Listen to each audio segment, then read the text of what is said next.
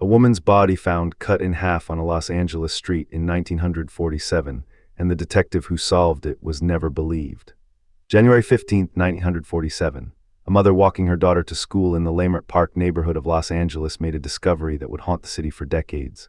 What she found wasn't just a body, it was a statement, a deliberate, ritualistic message carved into the flesh of a young woman named Elizabeth Short. The case became known as the Black Dahlia, and it remains one of America's most infamous unsolved murders.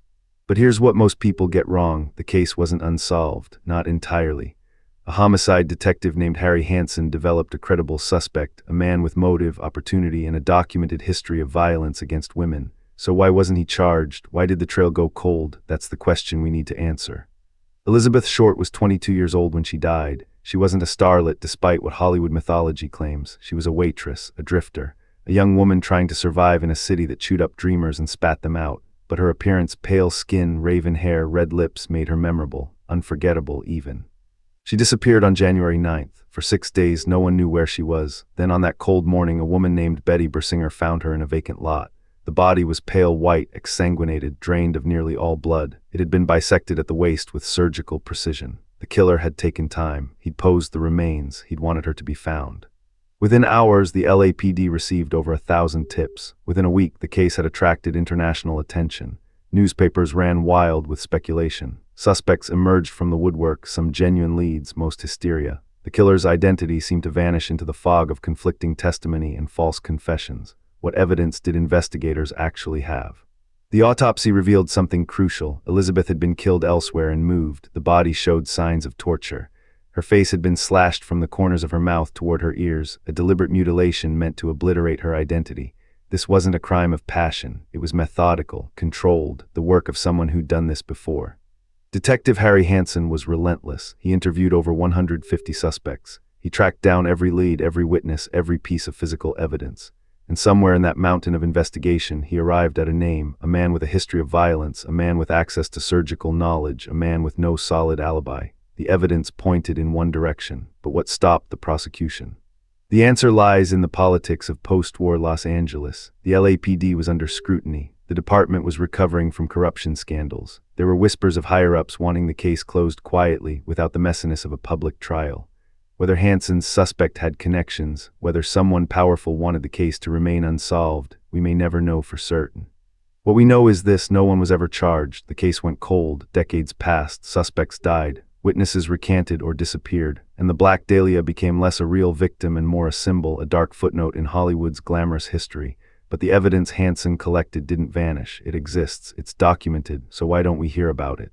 Because unsolved mysteries are more profitable than solved ones. A closed case is a book ending. An unsolved case is a ghost story, something that lingers, that attracts documentarians, podcasters, amateur investigators.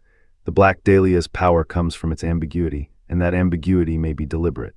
Here's what critical thinkers should ask: if Hansen had a credible suspect with motive and opportunity, why wasn't the case prosecuted?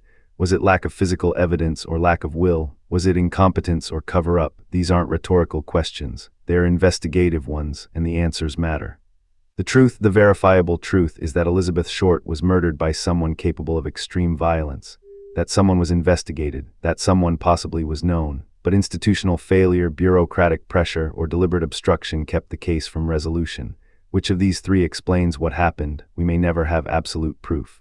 What we can say with certainty: the Black Dahlia case wasn't truly unsolved. It was abandoned, not by accident, by design. The question isn't whether the crime was solvable, it was. The question is whether solving it mattered more than controlling the narrative. And in 1947 Los Angeles, narrative control was a commodity more valuable than justice. That distinction between unsolved and abandoned changes how we understand this case. It's not a mystery that defies explanation. It's a choice that was made, a choice to let a murderer walk free rather than expose institutional vulnerability. Whether that choice was made at the detective level, the precinct level, or higher up, that remains the real Black Dahlia.